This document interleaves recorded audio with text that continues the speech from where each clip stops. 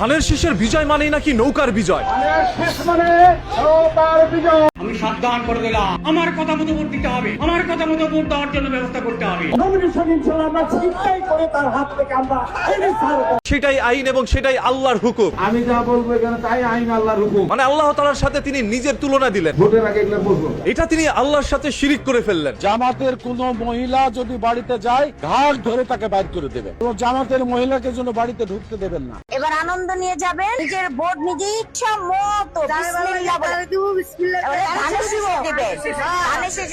এটাই সব থেকে দুঃখের বিষয়। ভোট দিতে বললো ধানের শীষে আর তিনি ভোট দিবে দাঁড়িপাল্লায়। আফসোস, মহা আফসোস। আমি আমার নেতা কর্মীদের বলতেছি, তোমাদের যার যার বাড়ির আশপাশে জামাতের লোক আছে তাদের দিকে নজর রাখো, তাদেরকে উত্তম মধ্যম দিয়ে পুলিশের হাতে উঠিয়ে দিয়ে। এইগুলো শোনার পরে মানুষের মনের মধ্যে ভয় ঢুকে যাচ্ছে বিএনপিকে ভোট দেওয়ার জন্য। বিএনপির মৃত্যু ঘন্টা বেজে গেছে, এটা আমরা আগে বলেছি, তাদের মৃত্যু ঘন্টা আরো জোরে বাজতেছে ইনশাআল্লাহ।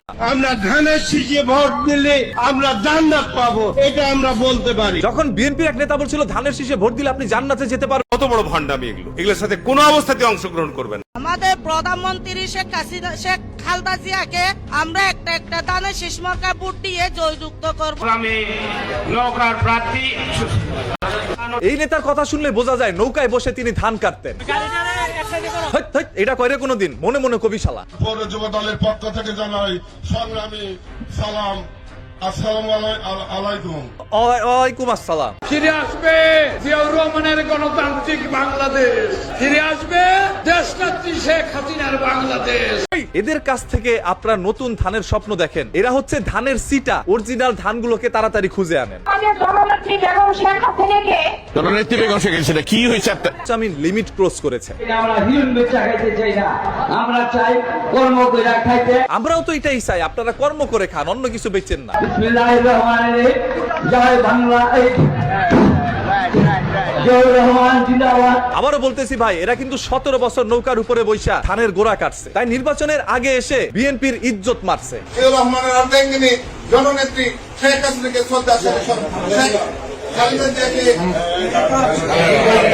এটাও কিন্তু সেই আগের বাও বিএনপি করলো, মনের মধ্যে এখনো শেখ হাসিনার জন্য ভালোবাসা রয়ে গেছে। এবং আওয়ামী লীগের পরিণতি বিএনপির পরিণতি হবে। আপনাদেরকে শতবার বললাম ধানগুলোকে ঝেড়ে সিটাগুলোকে ফেলে দেয়, তবে আপনারা তো উল্টা ভাবে করছেন, ধানগুলোকে ফেলে সিটাগুলোকে রেখে দিচ্ছেন। যেই সকল নেতারা 17 বছর জেল গুম খুম থেকে শুরু করে হাজারো অন্যায় অত্যাচারের শিকার হয়েছে, সেই সকল নেতাগুলোকে ফেলে আপনারা চিটাগুলোকে রেখে দিচ্ছেন। এদেরকে নিয়ে কোনোদিন বিএনপি কেন কোনো দলে এগিয়ে যেতে পারবে না। আমি বলতে চাই আল্লাহকে সাক্ষী রেখে আমার চেয়ে আওয়ামী লীগের আপনাদের আছে এখানে একজন দেখা যাচ্ছে নির্বাচন আসলে শুধু টুপি পরে, হেরা আবার জাতীয় ইমাম হয়ে গেছে। জাতীয় ইমাম জনাব তারেক রহমান। বর্তমানে চাঁদাবাজি, টেন্ডারবাজি। আগে ভোট দেবেন, আগে ভোট দেবেন। তাহলে তো ভালোই হইলো, ধানের শীষে হচ্ছে ইসলামিক দল, অন্যদিকে জামায়াত ইসলামও ইসলামিক দল, তাই একজন আরেকজনকে ধর্ম ব্যবসায়ী বললেন না।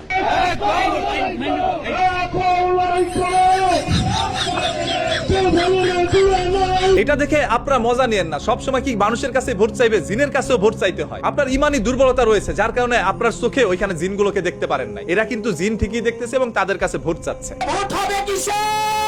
সাবস্ক্রাইব বাটনে